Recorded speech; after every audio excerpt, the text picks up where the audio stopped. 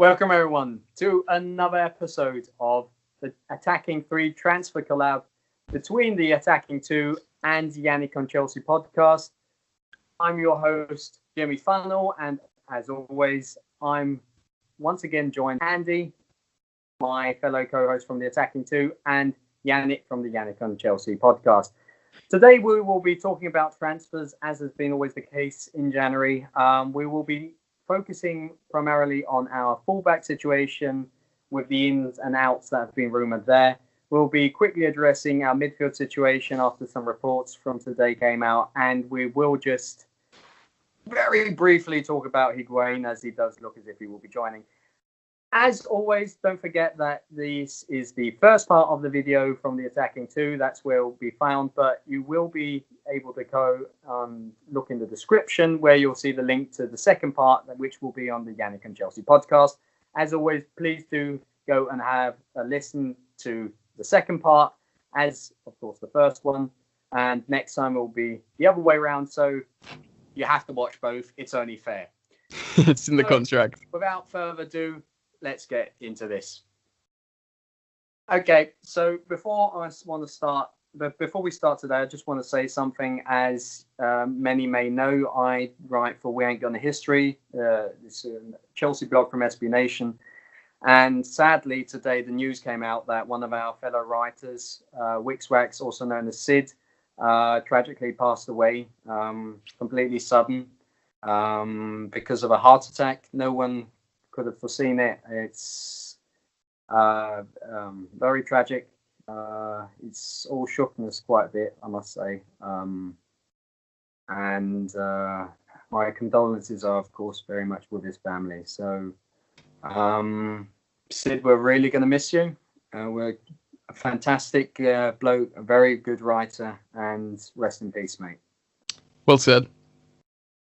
Yeah, but that's just wanted to get that off my heart.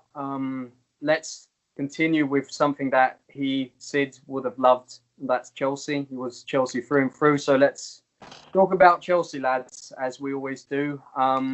Let's start just with the basic things. Gonzalo Higuain. It seems as if it's through, more or less. It's just a question of when rather than if. We've already spoken about this on previous podcasts. That, you know, the pros and cons of him coming in, why he'd come in.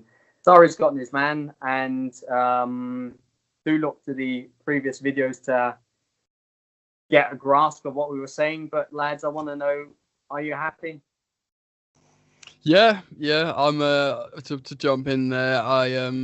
I think, like many Chelsea fans, we're just pleased to see some sort of attempt to switch things up a little bit. Like Jimmy correctly said, we've actually gone through Higuain at length on the previous show, which we'd all urge you to go and listen to. In the same show, we actually talk about the potential exit of Morata at length again, and that looks like it's a very stern possibility, or probably a mandatory part of this exchange. So to answer Jimmy's question, I think we are all pretty intrigued, to say the least. We want Sarri to be happy, but we want the results. And Sarri, we've all heard him wax lyrical about Higuain. He's called him a second son. He calls him a goal machine. You know, there's the great quote that's been going around Twitter about he's saying how he will never stop scoring goals. He's a automatic machine, this, that, and the other. And although, like I've echoed before, he hasn't had the greatest season at Milan, I think Jimmy said it in a previous pod as well, how they're just playing without a midfield at the moment, and he's been dropping deep. I would like to follow this on and actually pose a question to Andy, if you don't mind. Andy, I heard today something about Higuain, about how there are parallels to Morata in the sense of he likes being loved. And when I heard, I think it was is it Guillaume Balaguer or something, the Spanish guy? Anyway, unlike Morata, it's an interesting thing because they both Higuain needs to feel loved, but he needs to feel loved as the number one, and Morata needs to feel loved, but not necessarily be the number one. Does that raise any concerns for you, Andy? Does it raise any concerns? difficult question, because if he leaves on, if he comes on loan, there might be a concern, because you only got him for a short time. You want to actually him to hit the ground running, and secondly, for that to be the case, he needs to be loved. So, but I guess if he's at a club where his second father is coaching, that surely isn't an issue. But one or two things I want to say as well on the Higuain deal, if there is one, and hopefully there is one. For me, everything seems to be set up. Apparently, Milan has acquired Piatek for 40 million as maybe their main strikers at the moment. So they wouldn't do it if Higuain wasn't leaving. Morata to Atletico seems likely, so everything seems to come down Millhouse. On the other hand, at the first glance, I found it difficult to get excited about Higuain. As time went on, I got more and more excited. I actually watched a couple of videos prior to the podcast as we are recording it, and I must say that his finishing is second to none, and you can't even compare him to Morata in that case. He isn't a player who, maybe that's the difference to Morata as well, that he doesn't win a lot of aerial duels. I think just 0.3 or so per game, but we don't really play high balls. And Sarri, he is a Sarri ball striker, and if he can't deliver, no one else can, I guess. Oh. Yeah. That's Back to you, Jimmy. I know, I agree with you. As I've already been writing in some of the articles about Higuain, because it's like every second article is about our striking situation at the moment. Yeah, of course, yeah. That's exactly, as you said, Andy, that's it. There is not really someone better equipped for this style of play than Higuain at the moment. I think people should start realising that, because as much as I'd love Mauro Icardi coming to this club, first of all, it's not going to happen for so many reasons. Most of all, of course, the financial reasons. But he is a poacher. Whether he'd adapt immediately to Sarri ball is, you don't know. Maybe he'd take half a year. I mean, don't forget, Didier Drogba needed time to get used to stuff at Chelsea. So we couldn't immediately say, yeah, he'd be hit the ground running. But Higuain, he has to. You know, no matter how the Premier League is, the style of play that he plays, he has to be used to, and I think he's used to going up against rough defenders in Serie A. So that would be a problem. He's not a pussy. And one more thing, even though you've said he's a poacher, and I agree with that statement, he has created 3 times the chances Morata has created this season in just a few minutes more that he played. So he can also create for us, and Morata can't. So that's another plus. That with the poacher I meant. You meant Icardi. That was addressed at Icardi. Yeah, Icardi. Yeah. Right. Yeah. Okay. No. Poacher and no, Higuain. Also, in one of the articles, I know he can link up the play. That's with his passing is just extremely on point, and he's got very high pass accuracy for a striker. That's why I also said I agree with you. He's the best suited at the moment for our style of play. I was actually only referring to the people that are saying Icardi. I am one of those, but it just summer. If he comes, it has to be in the summer, because it wouldn't be fair on the player, and it wouldn't be fair on us fans, because we want an immediate fix for this style of play, so that all those dads will finally shut the fuck up about us going back to counter-sufferable is ridiculous. And Higuain will be able to do that. And but let's let's do one more thing on Higuain. I did tweet about how not Sarri ball, because this is in reference to just him as a player, because out of the Sarri system at Juventus, he was voted by the fans the most valuable player. So that says a lot. He's a very selfless player, and when you've got someone like Hazard, a selfless striker, great. Fiji wingers, Hudson-Odoi, which we'll come on to in the part 2, and Hazard and stuff, absolutely great. So just wanted to get that in quickly. All things that we can need, but we don't want a striker foremost now that can assist and set up play. We want someone that just takes the bloody shot and scores, because we've had that with Giroud. We just want someone that scores, and that will hopefully be now resumed with Higuain, since Diego Costa left. They've been drying up. Okay, but enough with the striking situation. Let's quickly address the midfield situation. We've already been speaking about Paredes and Barella in the past. The only thing that we will be talking about now is that today there have been these newest reports. On the one hand from Matt Law, on the other from Pipa Sierra, who I personally do not rate as a journalist. He's gotten everything wrong in connection with Chelsea. But, maybe this one time he may be right. You never know. But what they've been saying, and I want to know your opinions on this, you two. Matt Law says that Chelsea at the moment has reconsidered and they're deliberating, do we actually really need a midfield, another one? And Pipa Sierra is taking this to the next level and said something really unrealistic after Sarri said it in, 2 or 3 press conferences now. He says that Maurizio Sarri is actually now thinking, do we need another midfielder? I don't need another midfielder. I've got Danny Drinkwater, who he's actually specifically said does not fit his style of play. The English Perlo. Of course, Ethan Ampadu and so on. That he has, because he said it on the official club website, actually, that Ethan Ampadu may be actually formable into that kind of regista role. But, of course, that's a long way off, at least from Sarri's perspective. So what do you think? Are we going to get another midfielder in? Because this is more now addressed at Paredes, because Barella, that's only going to happen in the summer for personal reasons, and Cagliari has already categorically denied that will happen. Will we get Leandro Paredes? What do you think, Andy? Also, do you agree with that assertion that we don't need one, or that we're thinking about not getting one? I think it's highly unlikely that Sarri himself said that he doesn't need another midfielder after Cesc Fabregas left. However, I think it can easily be the case that Sarri, for being maybe the yes man that I see in him, says to cover the club, all right, I'm fine with the midfielders I have, because on one hand, the club now fulfilled his dream of bringing Higuain to the club, and it will almost be too good to be true that he gets 2 of the players he actually wants in one transfer window, and that transfer window being in January. So I see the story as likely, but not for the reasons that have been pointed out, but rather the reasons that the club don't want to buy 2 high-profile players, or can't afford to, or simply doesn't want to.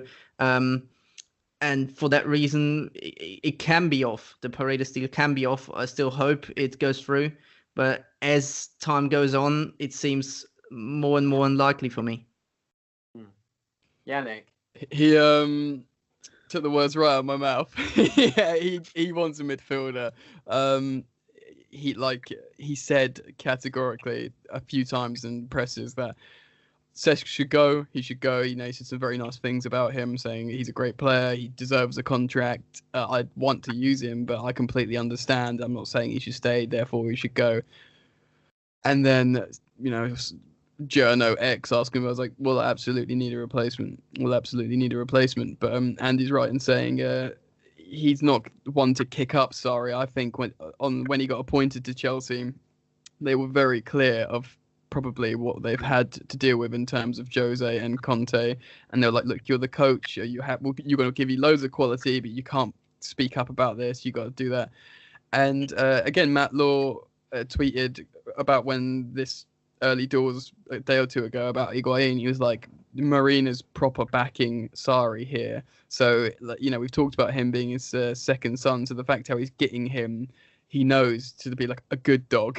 That sounds really derogatory, but do you know what I mean? Like he knows not to be a dick, and he's thinking, well, maybe okay, all right, well, I should just be happy I've got my boy here, and maybe Ampadu. No, we'd all agree here on the Attacking Three. We'd all wax lyrical about Ampadu in terms of his defensive and passing ability. We've seen it for Wales, him sitting in the midfield role, pinging long balls to Gareth Bale and whatnot.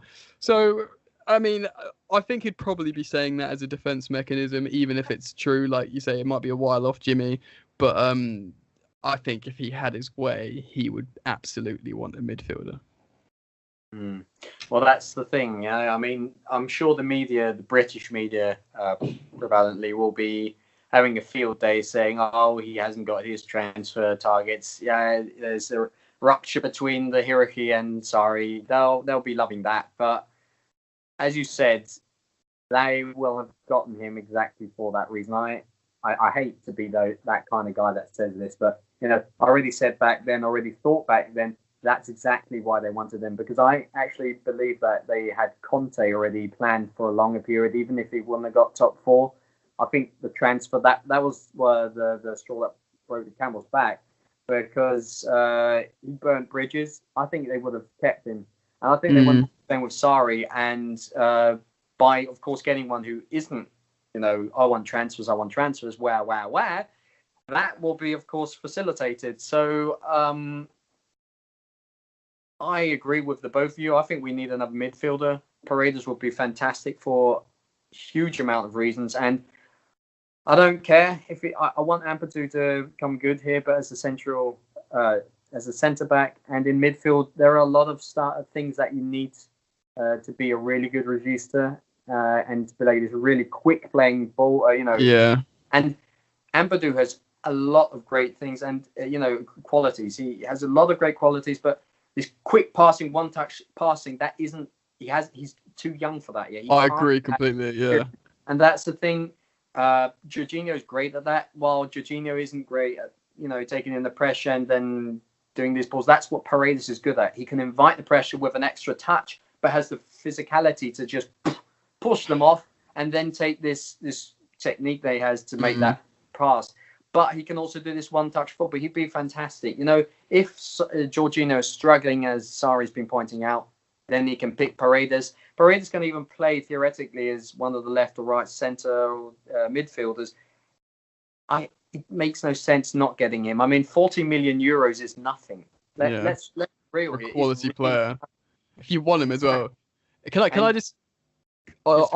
Sorry, mate. I just want to echo what you said, because you couldn't have said that better. Like, we all have complete faith in Ampadu's ability. We've seen how clever he is positionally. He's good at marshalling people. He's good at putting a tackle in. He can ping the ball. He can pass it. He's got everything. But you're so right in saying it's not a derogatory comment to be like, look, you're just too young to have this almost like ninja level state of releasing the ball quickly like Jorginho's got. It's just not something that comes naturally. It's something that comes with it's almost like a sort of like Jedi training. Do you know what I mean? It doesn't matter if you've got all the physical abilities, but you're right. It's a timing thing. So I didn't mean to interrupt you, mate. I just wanted to enforce your point there, because it's very true. No cheers about that. I mean, it's just very annoying at times that people underestimate this regista role and what it actually does. Because when the ball's at the back and we're trying to play out, no one cares. Oh, I'm waiting till it goes back. Oh, it's up front now. Now I'm going to pay attention again. Jorginho is integral to this team. And all those, I'll be quite honest, older fans who think he's too shit and all that and play Kante.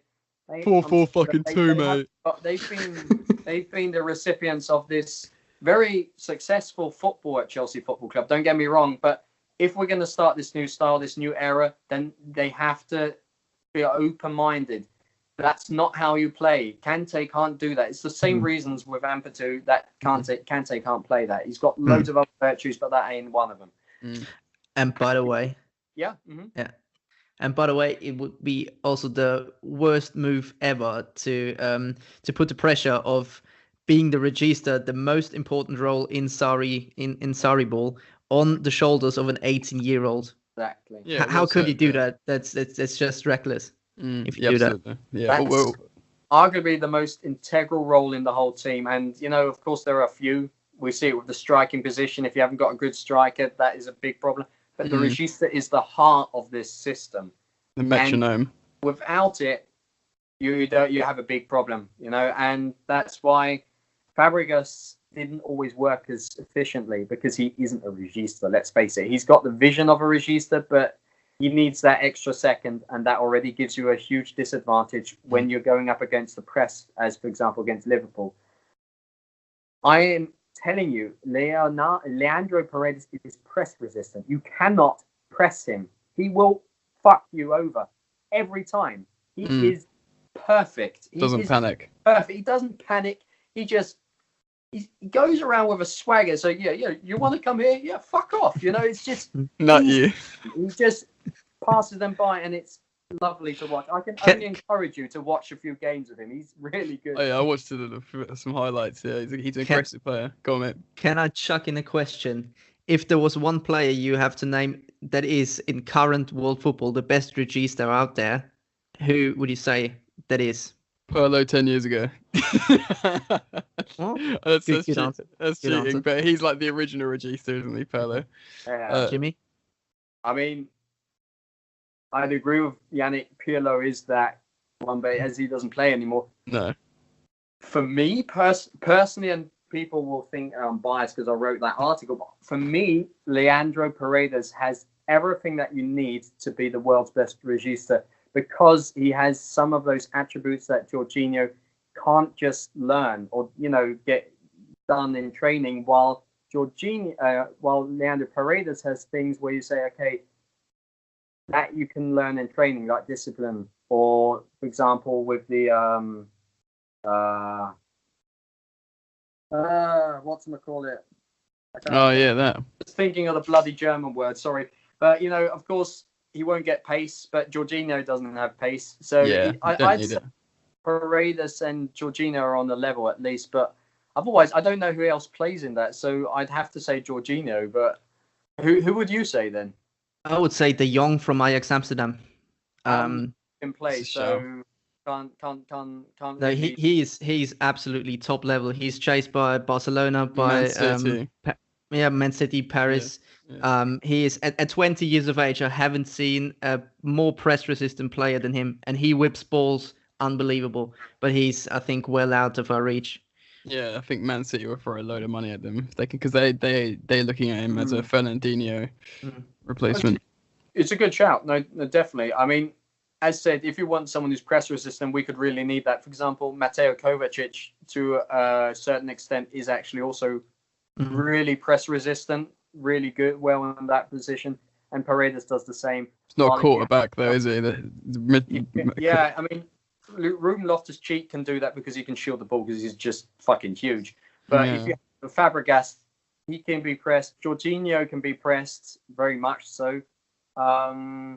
Barkley can be pressed. But it's almost about like it's being pressed, but press resistant. Ruben's press resistance because he's a tank and he shields the ball like a sort of like a more muscly version of Hazard. Hazard's the best at it, but that's not the same as press resistant because the ball's gone before they've even seen it's touched your foot. Do you know what I mean?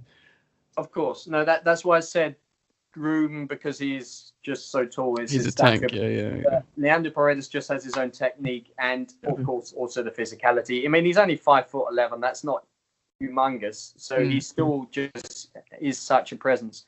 But yeah, no, I think we've said enough on the midfield situation here.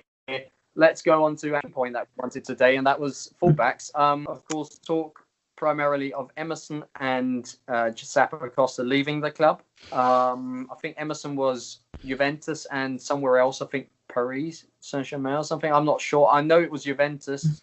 And Zappacosta, of course, Lazio, Rome. So if they do leave, the choices that we'd have aren't that big. I mean, you've got Desai from Napoli, but for all these reports coming in, do you really think he'll be able to be acquired by Chelsea as they have Aurelio De Laurentiis as their president, Yannick? Oh God! I mean, as a Chelsea fan, entertaining the prospect of this is just beyond frustrating, isn't it? De Laurentiis, I think him dealing with Chelsea, he might try and almost get one over Chelsea by dealing with Chelsea, if you know what. Does that make sense in like a weird way? But wasting time. Yeah, I think. I don't know how much truth there is in this whole sort of transfer rumor, because he's an excellent player. He's not like someone that's been shafted out of the lineup at all. He's played in the B team, and he's even played as a front three defensive solution, which is actually interesting from Sarri, showing a bit of pragmatism at times. Like, okay, I want to lock this down a little bit. I'm going to play Emerson in the front three in front of Alonso, which is strange because you'd imagine Emerson playing behind Alonso would make a lot more sense. But who are we to say? Do you know what I mean? Yannick, actually say something about this whole situation that Sarri basically doesn't rate him as a defender? Possibly. I mean, you could interpret that. Yeah. I mean, you'd be right to maybe throw the assumption out there. I mean, I've watched Emerson a few times this season. He looks pretty good to me. I've seen him like win headers in the 6-yard box. You know, so like he's quick, he can track back. That that's good for a fullback, right? So he's already got that up on Alonso. I think we're all in agreement. We all like the attributes of Emerson, and we'd all be devastated to see him. The only thing that you could kind of entertain is he's probably on like a relatively low contract, and Alonso's just signed a 5-year contract on a big amount of money, and even if that might represent a bigger transfer value for him, I think the club want him to put in performances before they entertain anything. But I don't think we'll sell Emerson. I think it might just be paper talk. Could we even entertain, chaps, that this may have come out of Emerson's camp to maybe try and wrangle? I know this is a bit conspiracy foil hat, but it happens all the time apparently now. To get him some game time, because Alonso, let's all be honest, has been wank. You take it. What do you think? A possibility? Is that a possibility? Of course, it's always a possibility. We know players are really taking the fortunes in their own hands in recent years, and more even so with social media and all that stuff.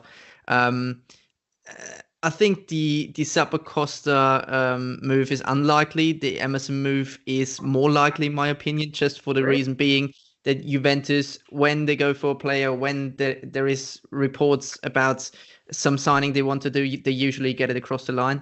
And for also, if you look at the situation there, you have Alexandro. That's the starting left back. That wouldn't change if Emerson goes to Juventus. So Emerson, if he goes there, knows fine well, I'm the second choice left back there. But they have Spinazzola, and that's the second choice left back.